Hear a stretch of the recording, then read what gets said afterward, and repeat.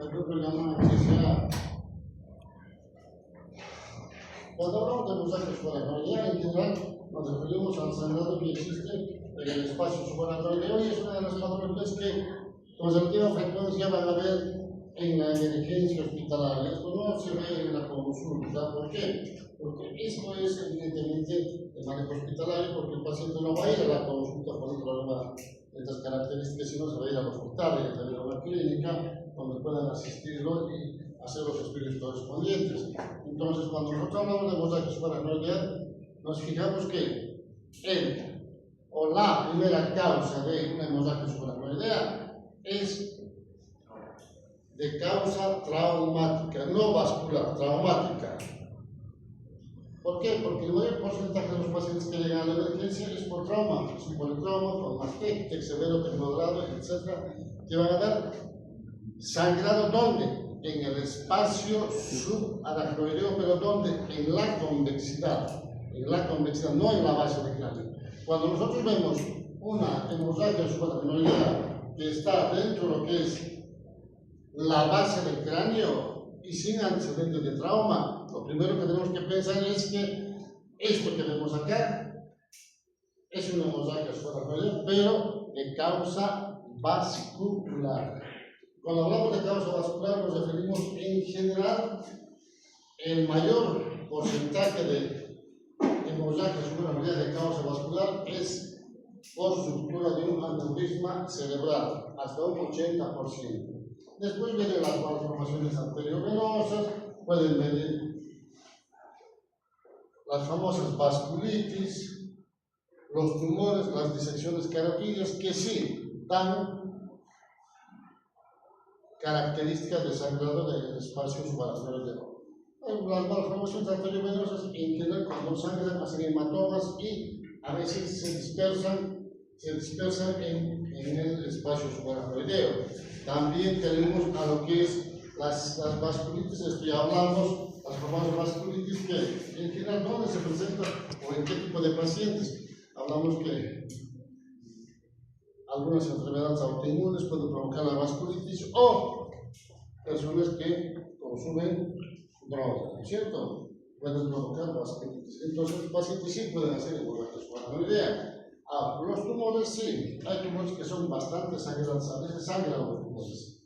Si el paciente es de la tercera edad, la sangre muchas veces cortico-subcortical se distribuye ¿dónde?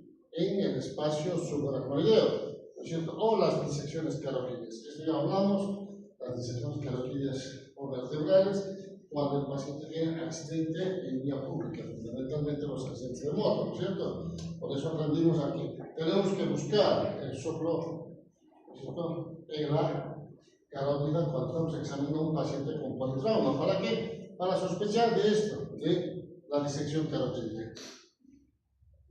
Si nosotros vemos un preparado, no preparado, sino una autopsia de un paciente con hemorragia subaracnoidea, vemos esto es la base del cráneo, la sangre en el espacio subaracnoideo.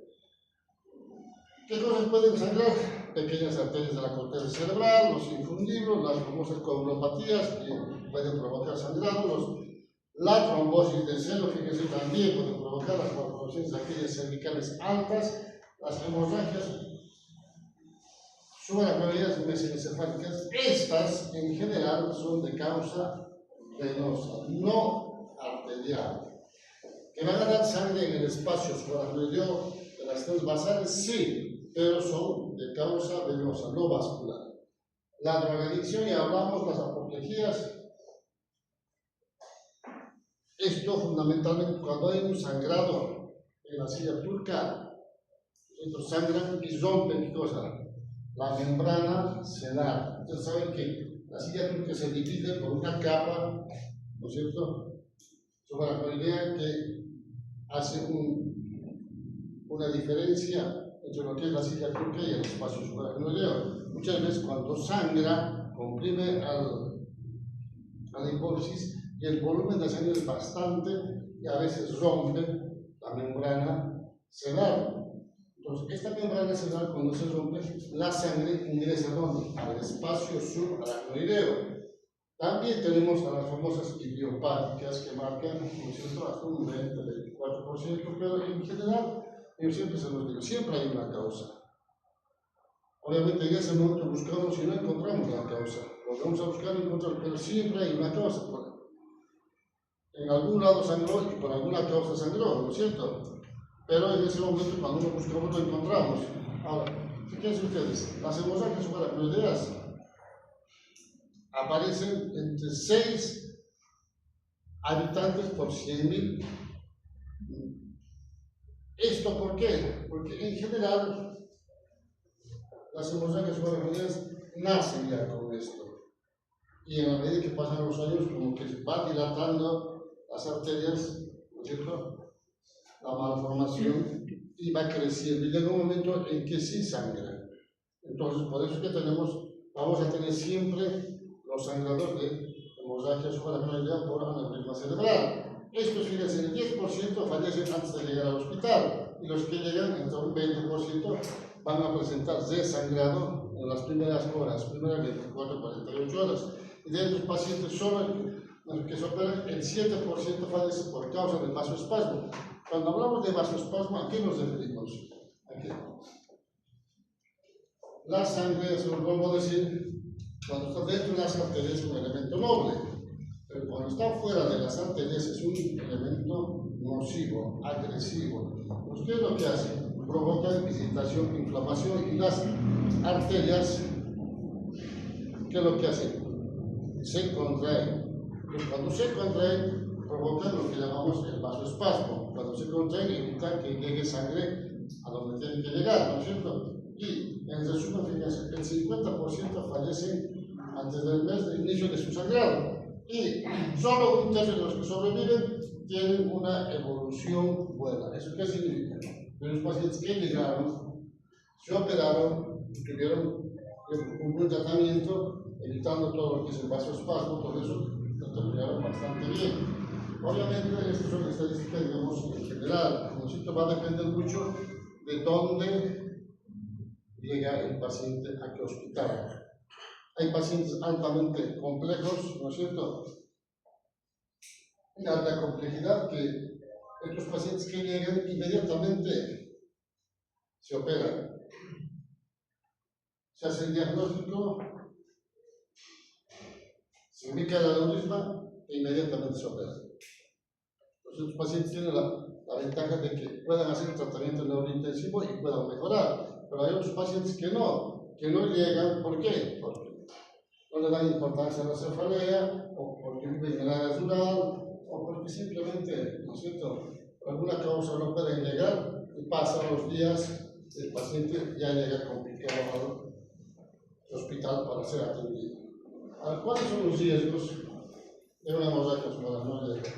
Si nosotros nos ponemos a pensar en los factores de riesgo para el cerebro, en general casi son siempre las mismas. Si eso lo vuelvo a repetir, fíjense: hipertensión arterial, anticonceptivos orales, el tabaquismo, consumo de drogas, más que todo la cocaína, el alcohol, variación de la presión arterial, el embarazo y el sangrado de los pacientes aumenta con la edad, lo mismo que en los hematomas, ¿no es cierto? Entonces, fíjense, siempre más o menos son de la misma característica o los mismos factores que van a influir en el sangrado de la estructura de una aneurisma cerebral. Ahora, ¿cuál es la clínica? ¿No es cierto? La evolución. Fíjense ustedes, hasta un 15% fallecen antes de recibir tratamiento. La mortalidad llega en los primeros días. El índice de mortalidad alcanza hasta un 46%, y la mortalidad total llega, fíjense, hasta un 67%. Es alto. Por eso que es importante hacer el diagnóstico precoz y hacer el tratamiento precoz. Un promedio de más o menos tenemos entre 32 al 65, un promedio de más o menos 50-45, y el 30% de los que sobreviven tienen alguna discapacidad por el sangrado. ¿No es cierto? Entonces, fíjense ustedes que es una patología benigna, un sangrado que no es un tumor, no es nada maligno, pero puede dejar muchas secuelas. tema es que tenemos que hacer un diagnóstico temprano, un diagnóstico certero para hacer el tratamiento. Ahora, ¿qué es lo que me interesa que sepan ustedes? La presentación clínica. Que ustedes se den cuenta de que el paciente, cuando tiene una hemorragia subaracnoidea, ¿cuál es el síntoma de inicio? La cefalea. Cefalea. Entonces ya con eso, nosotros creo que, pero diferenciar la cefalea, saber cuáles son las características. Por eso cuando hablamos de cefalea, yo se lo mostré una gran variedad de patologías que lo van a ver en la práctica médica en el hospital y tienen que saber diferenciar, ¿no es cierto? Diferenciar, ¿por qué? Porque necesito que presten atención en cada una de estas patologías, porque cada una se inicia con cefalea. Por ejemplo, o sea, la hemorragia subaracnoidea inicia ¿cómo? De inicio agudo, de inicio brusco. Pues cuando el paciente va a la emergencia, tengo dolor de cabeza, ¿qué es lo que tienen que preguntar? Las preguntas de semiología, ¿cuáles son? ¿Cuáles son las preguntas? ¿Desde cuándo, en qué momento, cuál agrava, cuál atenúa, qué medicamentos tomó, cuánto Sí, duró? pero falta. ¿Cuáles son? Semiología pura es esto. ¿Dónde, cuándo, cómo y por qué? Simple.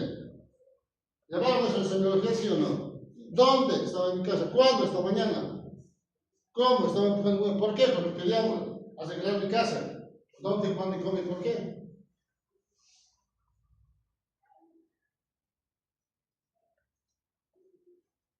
¿Dónde le pasó? En mi trabajo. ¿Cuándo? Esta mañana. ¿Cómo? Estamos empujando un motor. ¿Por qué? Porque mi jefe me obligó a que empuje. ¿Dónde, cuándo, cómo y por qué? Eso se presta, ¿no es cierto? Se aplica en todas las patologías, no solamente en la hora. Tienen que saber. Porque si no saben esto, siempre se van a equivocar. Entonces, yo necesito saber que cuándo empezó su cefalea. Esta mañana. ¿Cómo? De inicio brusco. ¿Por qué? Porque qué sé yo, quería mover el ropero de mi casa, no sé, o el mueble o la cama, quería mover de lado, qué sé yo. ¿Por qué? Porque no me gusta donde estaba. Y empezó la cefalea.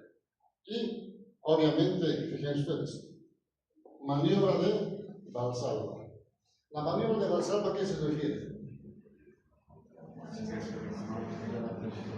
Cuando uno hace presión, ¿no es cierto? Por ejemplo, cuando uno va al baño, ¿qué hace? Maniobra de Valsalva. Cuando uno levanta un mueble, ¿qué hace? Somos de Valsalva, ¿no es cierto? Entonces, fíjense ustedes, inclusive, bueno, ustedes ya son mayores de edad, inclusive cuando en una pareja tiene una relación, ¿no es cierto?, hacen maniobra de Valsalva. También se rompe en esas situaciones. Cuando una embarazada, en el momento del parto, ¿qué hace? ¿Qué hace? Maniobra de Valsalva. Entonces, fíjense ustedes, todas estas cosas las tenemos que pensar. ¿Para qué? Para entender de por qué, ¿no es cierto?, tuvo el sangrado. Pero a veces estos pacientes no solamente es la cefalea, tienen náuseas, vómitos, a veces convulsiones, a veces deterioro brusco de la conciencia, ¿no es cierto? Y a veces con un déficit neurológico. Pero hay situaciones donde se presenta eso que se llama la cefalea sentinela.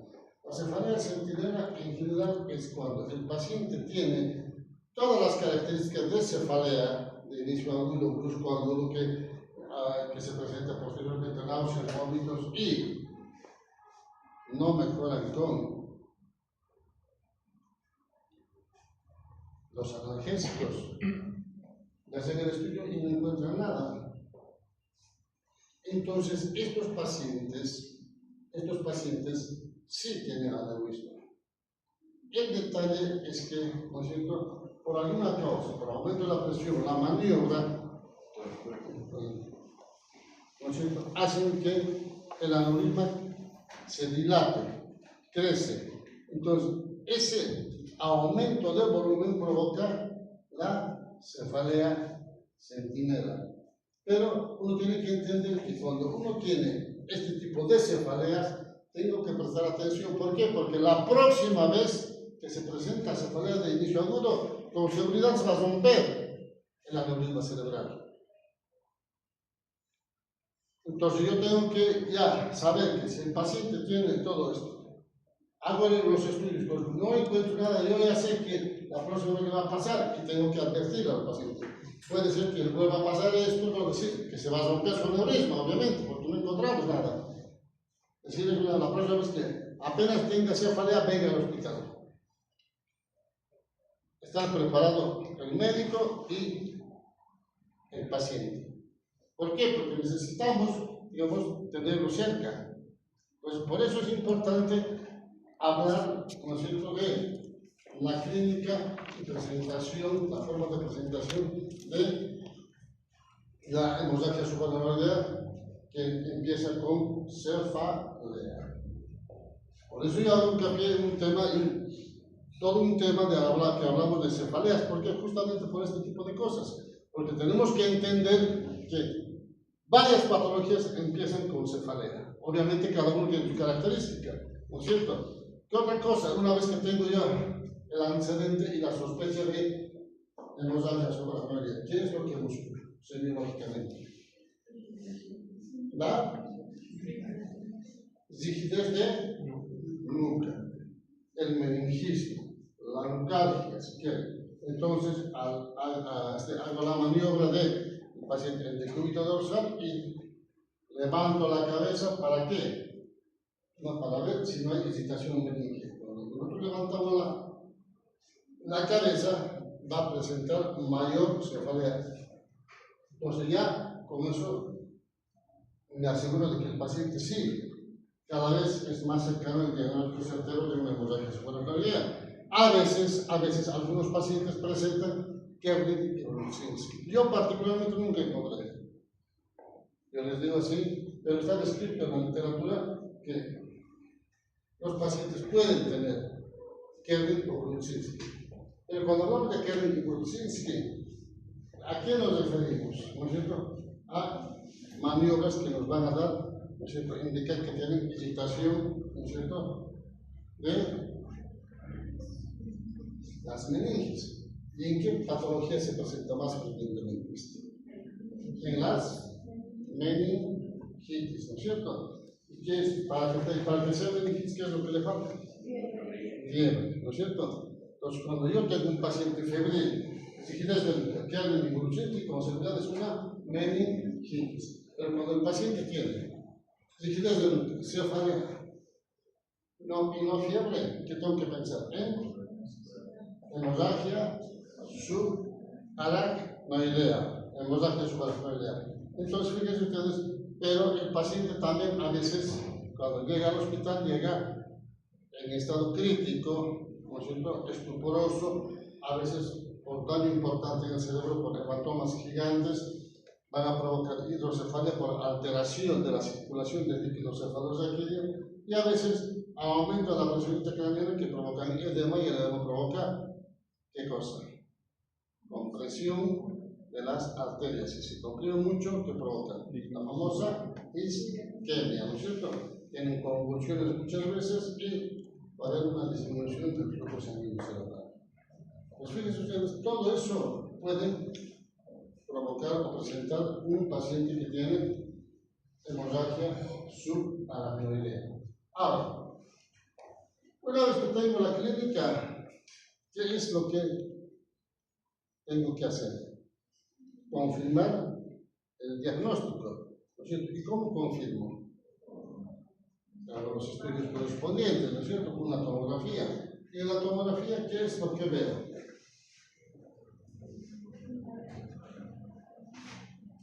Sangre en el espacio subaracnoideo, ¿no es cierto? ¿Qué es lo que veo acá yo? Primero, ¿qué es esto? Es el mesencéfalo.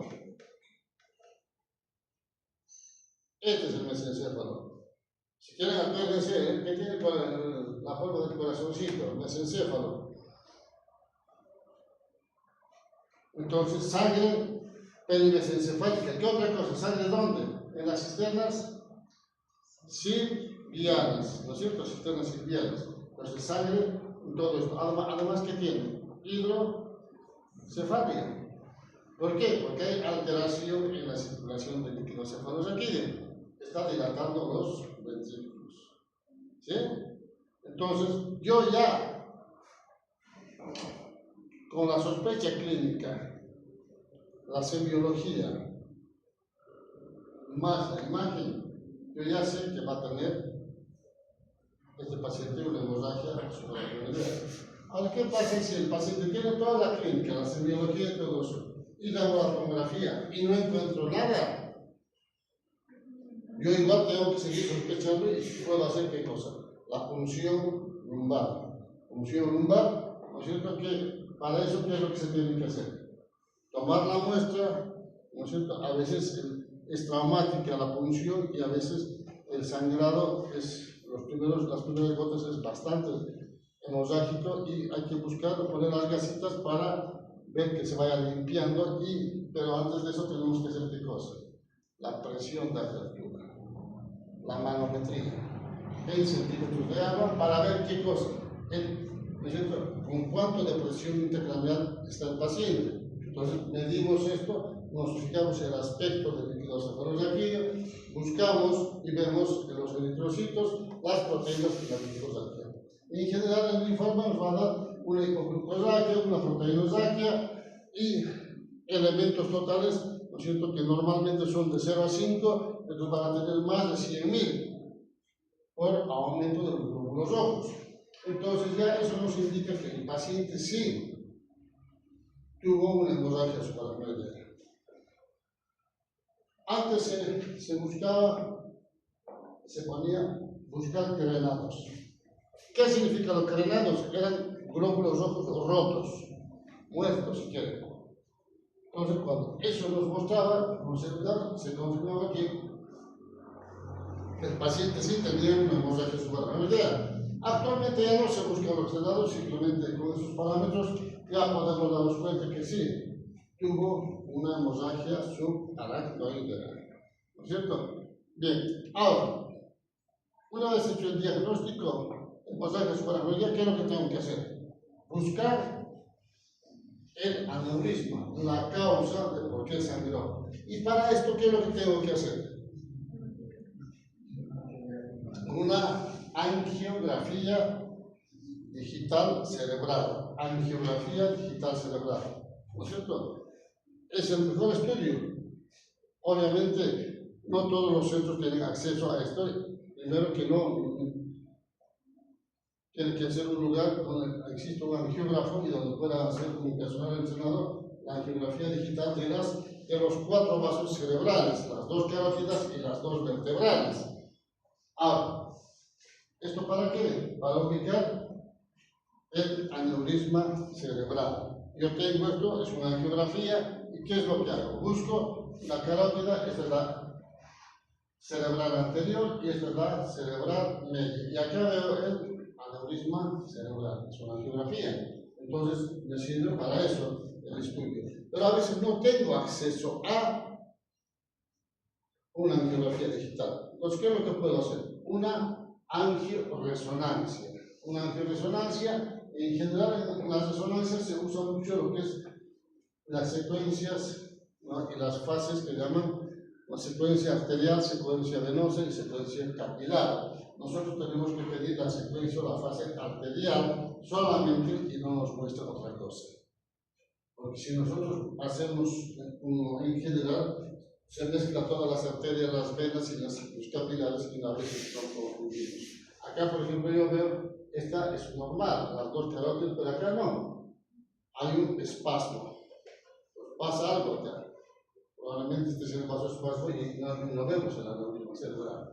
Entonces, pero a veces también es medio complicado acceder a una resonancia, porque no todos los hospitales tienen resonancia, pero podemos tener acceso a una tomografía y hacemos una angiotomografía que con relación a nosotros un costo inclusive es bajo, ¿no es cierto? Entonces vemos el estudio y vamos viendo y buscando y encontrando esto, por ejemplo, es la parte del mesencéfalo cerebral media, cerebral anterior, acá tengo normal y acá tengo algo obstruido. Y lo más probable que haya un aneurisma ahí, con el vasoespasmo. Fíjense la diferencia del vasoespasmo entre uno y otro. No, el Doppler carotidio es para otra cosa, es para buscar el flujo nada más, no para buscar, digamos, el aneurisma cerebral. Es totalmente diferente ese estudio. Eso es para marcar el pronóstico del vasoespasmo. ¿No es cierto? Entonces, una vez que encontremos el aneurisma, es que lo que se hace, se pone un clip en el aneurisma y solucionamos el problema. ¿No es cierto? Pero obviamente, digamos, en este tipo de cosas, el tratamiento es muchas veces endovascular, muchas veces quirúrgico abierto, ¿no es cierto? Cada vez la tendencia es más hacer tratamiento endovascular. ¿Por qué? Porque a través de un catéter que se mete por la ingle, ¿no es cierto?, se puede solucionar el problema sin abrir la cabeza, si es que todo va bien, ¿no es cierto? Muchas veces en el procedimiento se rompe el aneurisma. Cuando se rompe es catastrófico porque el paciente termina con mucha lesión en estado vegetativo o se muere. ¿Por qué? Porque cuando se hace el procedimiento, hasta que lo lleven al quirófano, hasta que preparen todo, hasta que abran el cráneo, hasta que hagan el clipado, todo eso, se lesionó bastante. Entonces, no todos los procedimientos son, digamos, seguros ni tampoco, digamos, mejores. Todos tienen, digamos, sus indicaciones y todos tienen sus pros y sus contras y todos tienen sus complicaciones. Si yo opero a un paciente, abro la cabeza, sí, a nadie le gusta que le abran la cabeza, ¿no es cierto? Pero si yo abro la cabeza y estoy operando y veo el saco del aneurisma y se rompe, y yo lo estoy viendo, puedo solucionar rápidamente, porque ahí lo tengo al frente, ¿no es cierto? Pero si no tengo eso, estoy en un centro de hemodinamia, se rompe, yo veo que se rompe, hasta llevarlo a quirófano, hasta preparar, hasta abrir el cráneo, ¿cuánto pasa? Pongámosle como urgente, no sé, 45 minutos, como urgente, 45 minutos que está sangrando muchas veces, ¿ya? Porque cuando se hace cateterismo, en general, no se rompe por el contraste que se suelta, se rompe porque se suelta el coil. ¿Qué es el coil? Son alambres finos de titanio que no se envuelven, ¿no es cierto?, y se meten, se impactan en el aneurisma. Muchas veces al impactar perfora. Y eso no se cierra, ¿por qué? Porque está un elemento que está manteniendo abierto el problema. Porque en general, cuando un paciente tiene un sangrado de hemorragia subaracnoidea, ¿qué es lo que hace? Lo que hace es defenderse, hace el vasoespasmo y se cierra, y por eso es que hay hemorragias subaracnoideas que sangran y el organismo se defiende. Pero si cuando se rompe hay un elemento que no permite que se cierre para evitar sangrar, va a seguir sangrando. Entonces el problema es ese.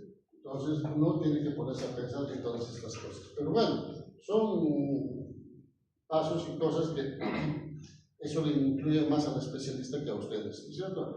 Lo que yo quiero que aprendan es esto, la hemorragia, el criterio de la Knut-Hess o Hart-Hess, ¿no es cierto? es una puntuación de 0 a 5, algunos lo modifican, algunos son modificados, algunos se lo dividen en segmentos. ¿Y por qué? Porque generalmente cuando vemos el paciente asintomático es porque el algoritmo está, ¿no es cierto? Si quieren, nosotros, ¿no es cierto? El grado 1, ¿no es cierto? Este es, ¿no es cierto?, el examen clínico neurológico. El grado 1, el paciente a veces está asintomático, a veces con una mínima cefalea o mínima rigidez de nuca, o a veces, ¿no es cierto?, tienen un poco más de lo establecido por la reacción meningia, y obviamente ellos lo dividen en lo que es la cefalea mínima, grado 1, y luego hasta el grado 1A, en la reacción, digamos, meningia ya más franca. El grado 2, acá ya vamos a ver que el paciente sí va a tener, ¿qué cosa? Cefalea intensa. ¿Qué otra cosa? Rigidez de nuca franca. ¿Puede tener déficit neurológico? Sí, a veces no. ¿Pero puede afectar algún patronial? Sí. ¿Qué patronial? Examen de preguntas. Eso hablamos varias veces, en varios temas. El tercer par craneal es el que más se afecta. En el grado 3 ya el paciente ya está medio somnoliento, medio obnubilado por la cefalea, ya no razona bien, no habla bien, a veces suele tener un déficit, a veces no puede hablar. El grado 4 ya el paciente está estuporoso. Un déficit franco neurológico, como seguramente va a tener desde nunca así, ¿no es cierto? Y a veces, ¿no es cierto?, si esto el paciente lo llevan varias horas después, probablemente tenga signos de descerebración. Y cuando llegamos al grado 5, el paciente prácticamente ya está en coma profundo, ¿no es cierto? El paciente en coma profundo, porque el paciente llega a qué? Con signos de muerte cerebral. Fíjense ustedes que, por eso, cuando un paciente llega a la emergencia con cefalea, tenemos que acordarnos de todo esto. Ahora, si el paciente llega en estado estuporoso, también tenemos que acordarnos de esto. Porque si no pensamos en esto, ¿no es cierto?, vamos a divagar en diagnósticos y probablemente no estemos pensando en esto que le va a comprometer la vida y puede fallecer. Pero también tenemos esto, ¿no es cierto? Esto ya lo vimos en la escala de Fisher, una clasificación de Fisher, que cuando vemos la hemorragia, digamos, la tomografía sin sangre, es Fisher 1. Algunos dicen, sí, siempre se ve algo, sí, como que una hiperdensidad de las arterias, porque están tapadas. Y probablemente que sí, ¿no es cierto? Eso no se discute, pero en general lo que nosotros sí queremos saber es que haya sangre, ¿no es cierto? Entonces, cuando no vemos sangre en el espacio subaracnoideo, ya pensamos que el paciente, digamos, sí tiene la clínica sospecha de hemorragia subaracnoidea, pero en la clasificación de Fisher no vemos sangre. Ahora, cuando vemos sangre en el espacio subaracnoideo, ¿no es cierto?, ¿en qué pensamos? En el grado 2. Pero, fíjense, acá en el grado 2, ¿no es cierto?, el diámetro del grosor de la sangre es menor a 1 milímetro, menor a 1 milímetro, ¿no es cierto? Entonces, obviamente, esta pequeña cantidad dicen que no predice el tema de la formación o el paso siguiente, que es el vasoespasmo. Cuanto menos sangre, menos riesgo de vasoespasmo. Grado 3, este sí, es mayor a 1 milímetro el espesor. Entonces, cuando yo veo esto, con seguridad sé que por la cantidad de sangre, este paciente sí va a tener vasoespasmo. Pero aparte de eso, ¿qué cosa? ¿No es cierto? ¿Qué cosa puede pasar?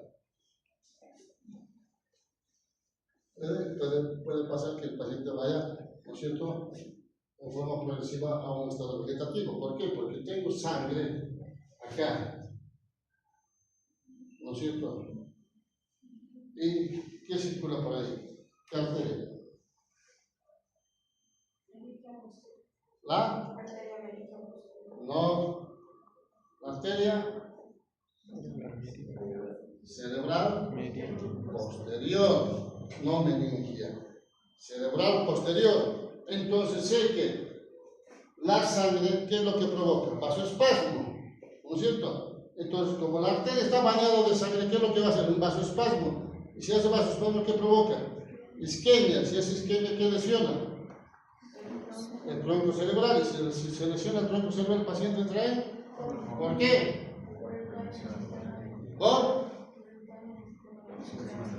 Porque se lesiona el sistema reticular activador ascendente, ¿no es cierto? Fíjense ustedes que si empiezan a razonar y mantener, digamos, estos conceptos, nunca se van a equivocar. Entonces ya sé que esto sí va a provocar un vasoespasmo, pero el otro probablemente no, porque tiene poca sangre. Y obviamente el grado 4 ya es cuando hace un hematoma gigante, cuando tiene sangre en los ventrículos porque se rompió, nosotros rompió lo que es el epéndico, entró sangre al ventrículo y provoca un bloqueo total, provoca hidrocefalia, ¿no es cierto? Entonces los pacientes sí van a estar con un estado neurológico crítico. ¿Esto para qué nos sirve? Para predecir si se operan o no. Si yo tengo un paciente con un Fisher 2, un Handicaps 2, el paciente está bien, simplemente caminando y con cistitis de nuca, hay que operarlo. Pero si tengo un paciente con un Fisher 4, un Handicaps 5 o 4, ¿vale la pena operar? No, por protocolo no se opera. ¿Por qué? Porque el paciente se está muriendo. Pero a veces los familiares dicen, no, hagan lo que sea posible para salvarlo. O el médico dice, no, vamos a hacer todo lo posible para salvarlo, hay que operarlo, porque no tiene indicación, es un error del médico eso. Lo hace por desconocimiento o lo hace a propósito, ¿no? Y eso en general pasa en todas partes del mundo. En la práctica, la conducta es totalmente diferente en la práctica privada que en la práctica, digamos, hospitalaria, de seguro, de atención gratuita, si quieren. ¿No es cierto? Si yo tengo un paciente, por decir, un paciente, un Fisher 4, Handicaps 4, y estoy en un hospital donde no van a pagar nada, no tiene criterio. Sí, no tiene criterio por protocolo. Pero si es en privado, vamos a hacer todo lo posible por salvar. ¿Por qué sí? Porque me van a pagar, voy a ganar dinero. Es totalmente diferente. Y eso les va a pasar a ustedes también. Una cosa es, digamos, mantenerse dentro, digamos, los criterios médicos, los protocolos, en forma consciente, y otra cosa es sabiendo lo estamos rompiendo. Es totalmente diferente. Entonces, por eso necesito que entiendan esto que son los protocolos, digamos, las indicaciones correctas, ¿cierto? De cómo deben actuar cuando su conciencia, la conciencia de cada uno les permita actuar como médicos correctos. Por eso es que es importante, digamos, entender estos protocolos, las conductas, no solamente de esta enfermedad, sino de todas las enfermedades y de todas las especialidades, ¿no es cierto?, para con los pacientes. Tenemos que actuar a conciencia. Siempre el médico no puede mentir, no puede engañar, estamos prohibidos, no podemos, porque si no somos malos médicos. Porque lucramos a expensas del dolor del paciente y el sufrimiento del paciente. Pues uno tiene que ponerse a pensar, ¿no es cierto?, cuando hay una patología, ¿no es cierto?, estudiarlo bien y decirle, estas son las posibilidades. O digamos, esa es la indicación, no hay otra. Tenemos que empezar a actuar ya y pensar, ¿no es cierto?, de esta manera, porque ustedes en poco tiempo ya van a ser médicos. Y necesito que tomen conciencia de esto. Porque si no tomamos conciencia, siempre vamos a cometer errores, por muy capaces y genios que seamos. Si no nos mantenemos del marco de los protocolos, las indicaciones correctas, siempre vamos a cometer errores. Pero vamos, seguimos entonces. El tratamiento. ¿Cómo hacemos el tratamiento? Vamos a ver cuánto nos queda.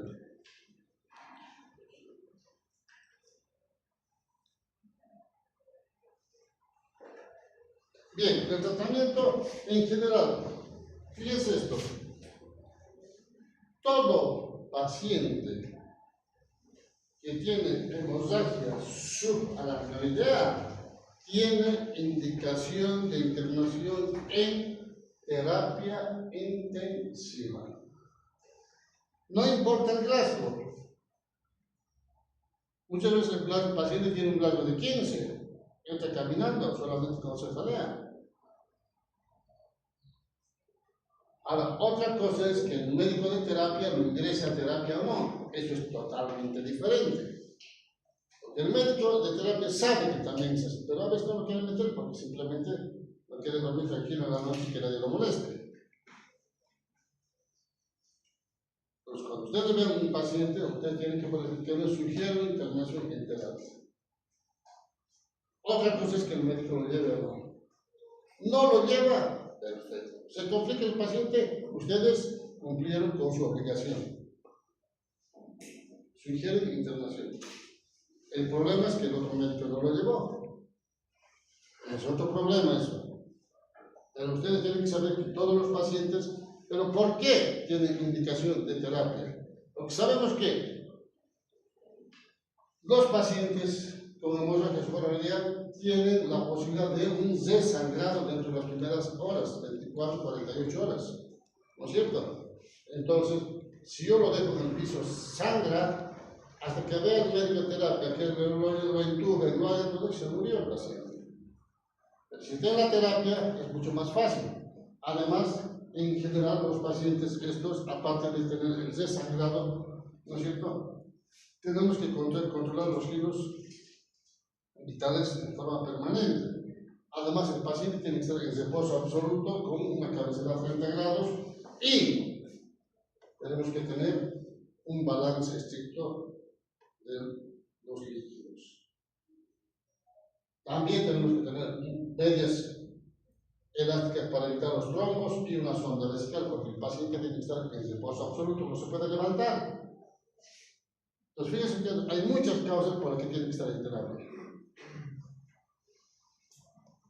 Pero, ¿no es cierto?, a veces da la casualidad de que no hay cama en terapia. ¿Qué hacemos? Bueno, se deriva a otro lado, ¿no es cierto? Tiene que derivar a otro lado donde haya terapia. O el paciente dice, ¿por qué? No, prefiero que vaya a la cama común porque no tengo dinero para pagar. Bueno, firme acá. Tiene que firmar porque sabe que, ¿no es cierto?, puede pasar algo. Pero todas estas cosas las tenemos que empezar a entender desde ahora para tener, digamos, criterios de cómo enfrentar a los pacientes con hemorragia subaracnoidea. Bien, vamos a quedar acá, tratamiento de las hemorragias subaracnoideas, terapia, y necesito